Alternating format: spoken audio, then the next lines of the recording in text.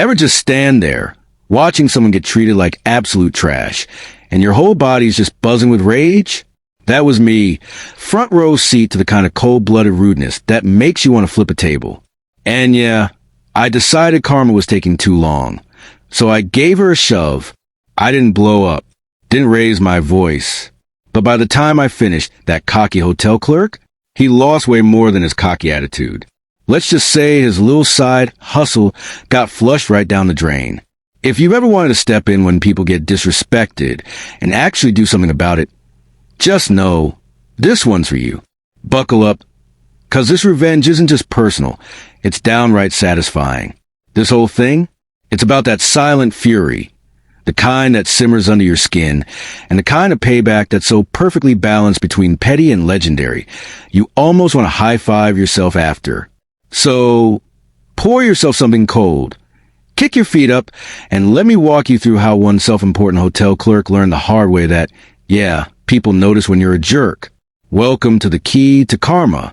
I'm Derek, 25 at the time, fresh out of college, still rocking the hopeful, the world's my oyster energy, until that one sticky, hurricane-soaked summer in Miami Beach.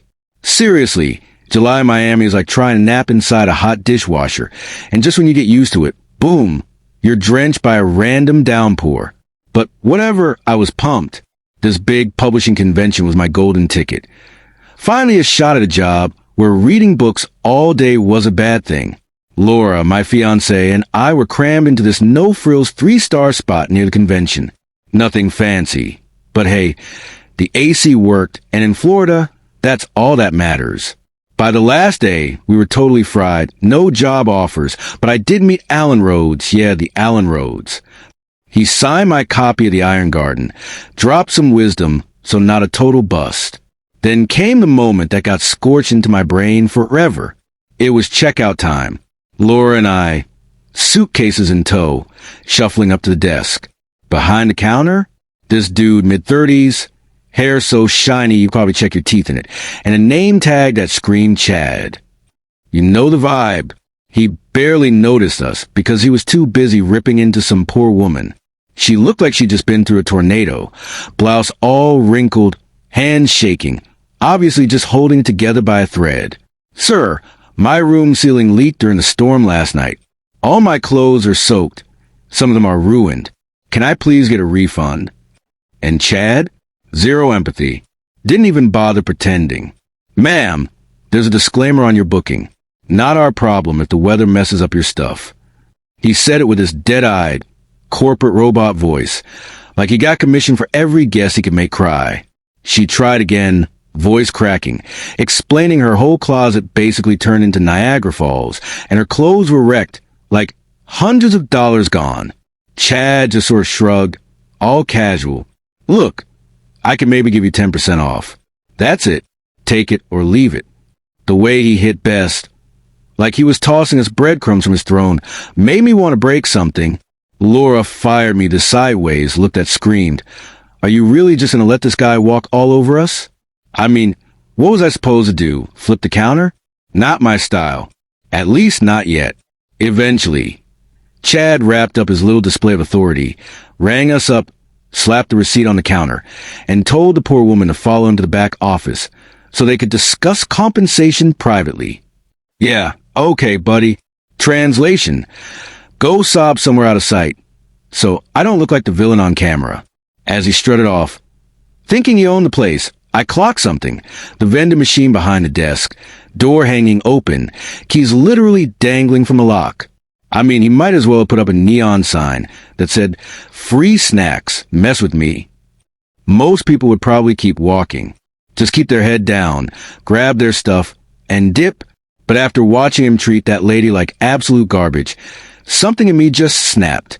Chad seriously thought he was untouchable. But life's funny. Sometimes karma needs a little nudge. I looked at Laura. She caught where my eyes were and shot me this look. Don't you dare. I just grinned. Oh, I'm thinking about it. Hard. As soon as Chad and his victim disappeared, I ducked behind the counter, cool as a cucumber, and snagged the whole keyring. There were a bunch of identical keys, probably opened every snack hoard in the place. slid him right into my pocket, checked out, and we strolled out into that Miami heat, which felt extra spicy after my little heist. In the cab to the airport, I kept clutching those keys like they were pirate treasure. When we cruised past the dumpster by the terminal, I paused, pulled them out, and gave them a little twirl in the sunlight. A whole chain of hot, petty justice. Laura just shook her head. "You're actually doing this?" "Damn right," I said. "He deserves worse." Clang. The keys hit the bottom of the dumpster, vanished into the landfill abyss. And here's the best part. Vending machine keys aren't cheap. Every hour those machines stayed locked. The hotel was bleeding money. No cokes, no chips, nothing. Somewhere back at that miserable hotel, I like to think Chad realized he'd left the machine open. No way to restock.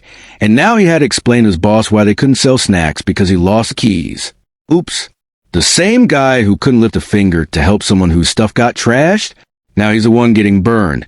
Hundreds gone and a solid chewing out on the way. As our plane climbed out of Miami, I just grinned. Didn't ruin his life or anything. But I bet he remembers that morning for a long time. He made life hell for someone who couldn't fight back.